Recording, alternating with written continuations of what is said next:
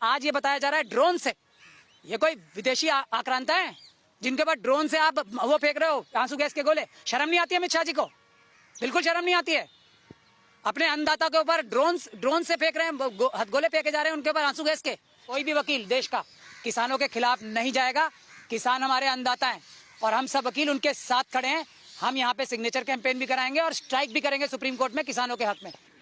सरकार बात करे ना, धोखा दे रही है सरकार उन्हें। मोदी जी यहाँ से वहां चले गए, दुबई में बैठे हैं, उनसे बात ही नहीं करेंगे। कोई टकराव नहीं हो रहा, ये टकराव कराया जा रहा है सरकार के जरिए। सरकार एक तरफ तो किसान है, मजदूर हैं, देश के आम लोग हैं, और एक तरफ उन्हीं के बेटे बेटियां हैं जो पुलिस में हैं, फोर्स में हैं, जिनको बंदूक लेके खड़ा कर दिया अपने लोगों के खिलाफ। इसी तरह बंदूक जलियांवाला बाग में और देश में दमनकारी नीतियां अपनाई थी अंग्रेजों ने भी, उसी तरह की नीति ये लोग अपना रहे हैं। पूरे पुलिस प्रशासन से और सभी कर्मचारियों से, अफसरों से हम ये निवेदन करते हैं कि अपना जमीर जिंदा रखो, गैर कानूनी कोई काम मत करो और देश के ही लोगों पे गोली या आंसू गैस छोड़ने की जरूरत ना करो, काम ही मत करो इस तरह का। जो भी असंवैधानिक हो, ये गृह मंत्री या मंत्री संतरी ये और लोग बदलते रहेंगे। आप लोग इसी देश के बेटे हो, इसी देश के, हमारे देश के फोर्स के लोगों की बंदूक अपने देश के लोगों की जान लेने के लिए नहीं बनी है। और ये बकवास करते हैं इस तरह से, इनको जानबूझ के गलत साबित करने के लिए ये रोड रोक देंगे, सुविधा हो जाएगी, फलाना हो जाएगा, ढिकड़ा हो जाएगा। कुछ नहीं, ये सब ड्रामा है जानबूझ के। अरे तुम चुपचाप रोड खोलो इसके साथ। उसको लोग ये कहना चाहते हैं कि हम वहाँ आ सकते हैं। आम लोगों को, दिल्ली के वकीलों को भी रोक लिया था इन्होंने, जो ये हटाओ मोर्चा में। और ये किसान ये चाहते हैं कौन भाई? कौन हो प्राइम मिनिस्टर? कौन हो गृह मंत्री? तुम हमारे सेवक हो या हमारे बॉस हो? इस देश में कोई बॉस नहीं, लोकतंत्र में सेवक लोग हैं और वहां जाने का मौका सबको मिलना चाहिए। जब तीनों संस्थाएं कमजोर पड़ जाएं तो नेचुरल है, लोग ही असली सरकार हैं। और उन लोगों को, अपने उस सेवक का जो छुपा हुआ है कड़ी सुरक्षा के अंदर और लोगों को बेवकूफ़ बनाने का काम हो रहा है और बॉर्डरों पे कीलें लगाई जा रही, शर्म आ रही पूरे देश को।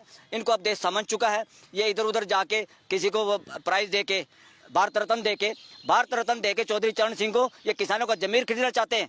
नहीं, किसान जमीर नहीं बेचेगा। और उनका पोता, वो हो सकता है उसको बेनिफिट हो इंडिविजुअल के, वो किसी का एक का दादा हो सकता है, मगर उसकी जो लीगेसी है वो देश के लोगों के लिए थी, किसी के घरेलू, उनका घर की प्रॉपर्टी नहीं है। वो चौधरी चरण सिंह का कद और उनका नेतृत्व और उनका चरित्र, उनका जो जीवन था वो देश के लिए था। वो किसी एक, उनका जो भतीजा पोता जयंत चौधरी है, उसके नाम उन्होंने कोई विल नहीं लिखी कि तुम जाके, और उसने इस तरह से जाके जैसे एहसान करके भीख मांगा हो और वो पदक, भारत रत्न, और जाके और झोली में बैठने की जो बात करता है, मैं खुश हुआ, फलाना हुआ। और हमारे ही समाज से आदमी जो सभापति है राज्यसभा में, उसने भी बिना नोटिस दिए उसको बोलने का मौका दिया। ये सारा का सारा पॉलिटिसाइज हो गया देश का पार्लियामेंट भी, तो नहीं करना चाहिए था उनको। That is wrong. आओ आओ, वेलकम। आ जाओ। अरे आप आगे आओ, साइड में रहो, पाछे क्यों हो? हाँ हाँ, जो बाहर है इसका बोल दिए। एक मिनट अभी बोला कोई आप।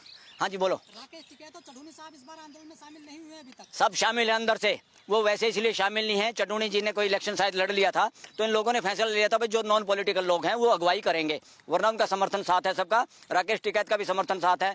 और इस वक्त राकेश टिकैत और चढ़ूनी की बात नहीं है, वो नहीं।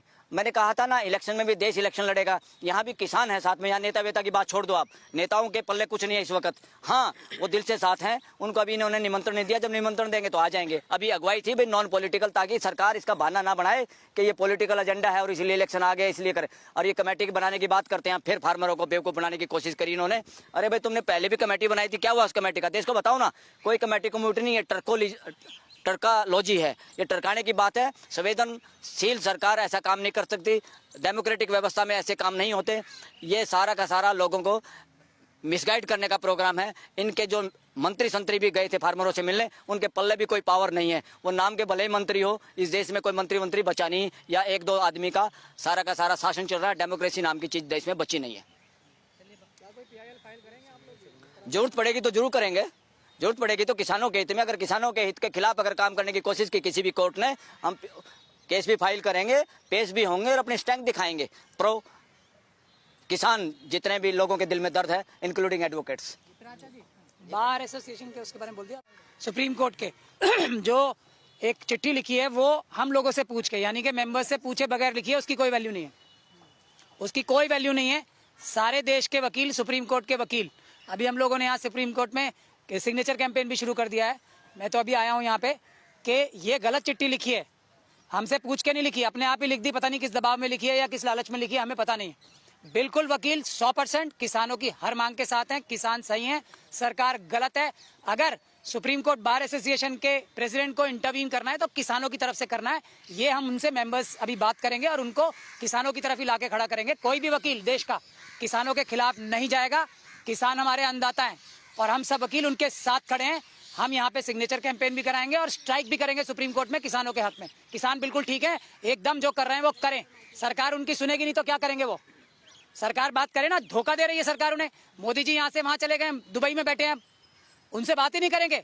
और सुप्रीम कोर्ट के प्रेसिडेंट जो है वो लिखेंगे कि वो ट्रैफिक जाम कर रहे हैं। किसानों को क्या शौक आ रहा है यहाँ पे ट्रैफिक जाम करने का? सरकार ट्रैफिक जाम करा रही है, आने दे उन्हें, शांतिपूर्ण ढंग से बैठेंगे यहाँ पे।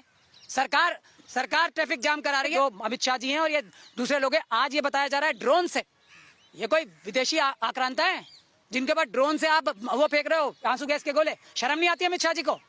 बिल्कुल शर्म नहीं आती है। अपने अन्नदाता के ऊपर ड्रोन से फेंक रहे हैं, गोले फेंके जा रहे हैं उनके ऊपर आंसू गैस के। शर्म नहीं आती? पूरे देश का वकील उनके साथ खड़ा है, बिल्कुल भी पीछे नहीं हटाएंगे। आप कानूनी रूप से, संवैधानिक रूप से और नैतिक रूप से किसान ठीक है, ये हम बात खुलेआम कह रहे हैं आज। ओके साना जी। आओ जी। सर थोड़ा सा आप इधर आ जाएंगे। बीच में हमने प्रदर्शन करना इस मुल्क के हर नागरिक का हक है, बशर्ते कि शांतिपूर्वक हो। दूसरी बात यह है कि इस व्यवस्था में जब पहले एक बार आंदोलन हुआ तो मांगे पूरी कर देते, इनको कोई शौक तो लगा नहीं कहीं भी आने का।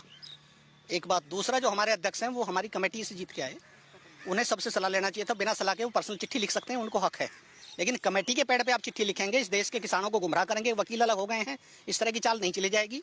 इस मुल्क का हर समझदार वकील डेमोक्रेसी के साथ है, किसानों के साथ है और खराब व्यवस्था के बदलाव के साथ है। इसमें कोई समझौता नहीं होगा। और मीडिया भी दो वर्ग हैं, एक आपका वर्ग है, एक दूसरा वर्ग है जो सरकारी चमचागिरी की बात करता है।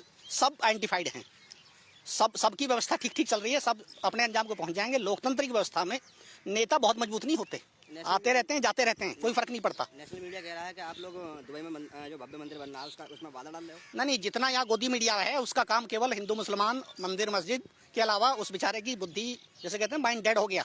उनका माइंड डेड हो चुका है, अपने लालच के वसीभूत होकर उन्होंने सोचना समझना बंद कर लिया। उसके पीछे क्या कारण हो सकता है? देखिए, अपना लालच कोई होगा, सरकार से कोई तालमेल होगा, कोई लाभ उन्हें लेना होगा कहीं। तो सरकार के पास बहुत लाभ हैं, 2-4 MP यहाँ से बनते रहते हैं, सुप्रीम कोर्ट से राजदूत तक बनते हैं, बहुत सारी चीज़ें यहाँ से निकलती हैं, गवर्नर बनते हैं। अपना कोई लाभ होगा कोई ना कोई, लेकिन वकील इस बात को गवारा नहीं करते।